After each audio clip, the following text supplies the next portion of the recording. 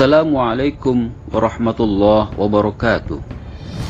Pemirsa, silaturahim merupakan salah satu hal yang dianjurkan dalam Islam.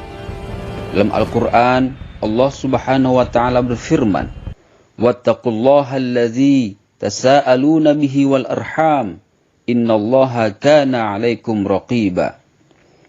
Artinya, bertakwalah kepada Allah yang dengan mempergunakan namanya kamu saling meminta satu sama lain, dan peliharalah hubungan silaturahim. Sesungguhnya Allah selalu menjaga dan mengawasi kamu.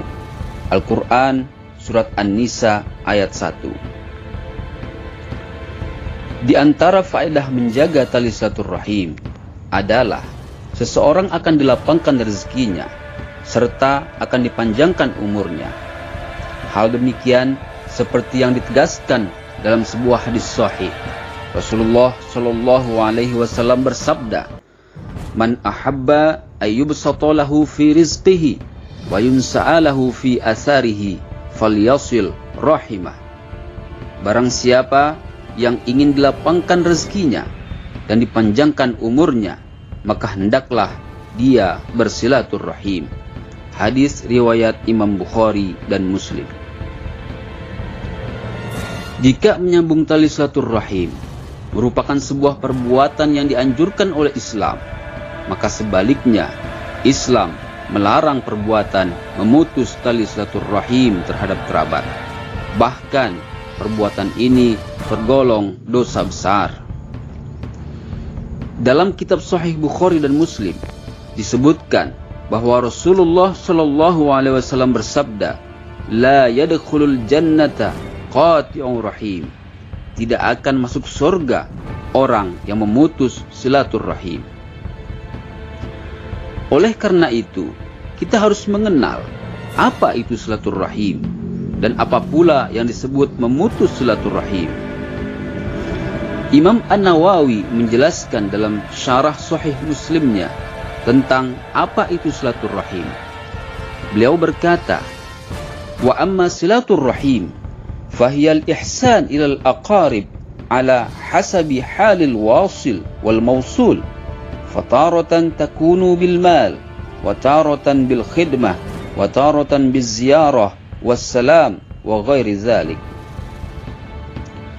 Silaturahim adalah berbuat baik kepada karib kerabat sesuai dengan keadaan yang sedang terjadi atau sedang berlaku pada diri si penghubung dan si terhubung. Maka kadang-kadang silaturahmi itu terjadi dengan harta, yakni membantu dengan harta. Kadang-kadang dengan cara khidmah, yakni melayani apa-apa yang dibutuhkan.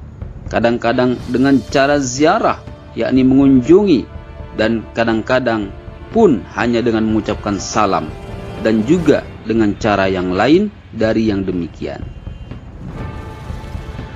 Dari keterangan Imam An-Nawawi tadi, ada beberapa hal yang patut kita perhatikan.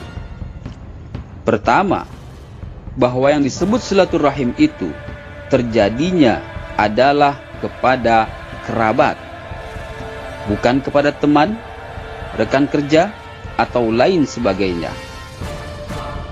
Berbuat baik kepada teman, rekan kerja, tetangga, dan sebagainya meskipun juga dianjurkan oleh Islam, tapi itu bukanlah bernama silaturahim. Yang kedua, bahwa silaturahim ini terjadi antara dua pihak. Misalnya antara adik dan kakak, atau antara paman dan keponakan, dan lain sebagainya. Maka kedua pihak tersebut hendaknya sama-sama sadar tentang pentingnya dan wajibnya menjaga silaturahim. Jika kesadaran itu hanya ada pada salah satu pihak saja, maka pasti akan sulit terjadinya silaturahim. Bahkan bisa diibaratkan seperti bertepuk sebelah tangan, manalah mungkin. 3. Silaturahim itu intinya adalah berbuat baik kepada kerabat.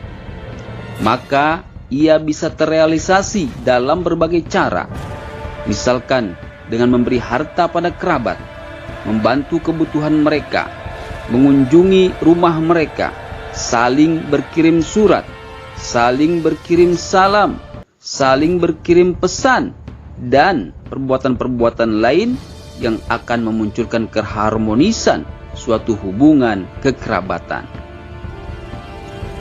Pertanyaan selanjutnya, kapan seseorang dianggap memutus tali silaturahim?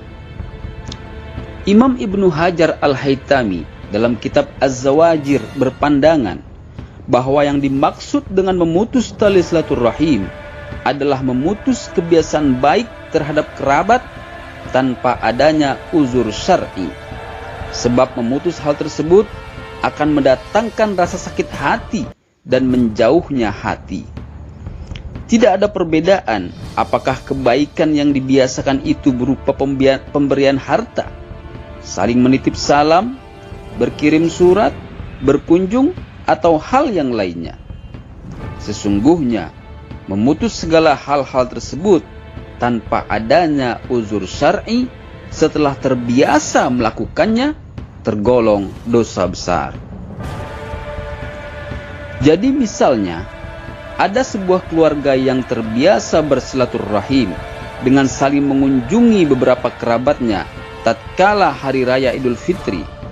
Lalu hal tersebut tidak dilakukannya lagi pada hari raya Idul Fitri berikutnya dan tahun-tahun selanjutnya, padahal tidak ada uzur syar'i yang menghalanginya, maka perbuatan tersebut tergolong memutus silaturahim. Nah pemirsa, demikianlah hal-hal seputar silaturahim yang sepatutnya diketahui, dipahami, dan diamalkan oleh kaum muslimin. Semoga kita tergolong orang-orang yang dimudahkan oleh Allah untuk mengamalkannya. Amin ya rabbal alamin.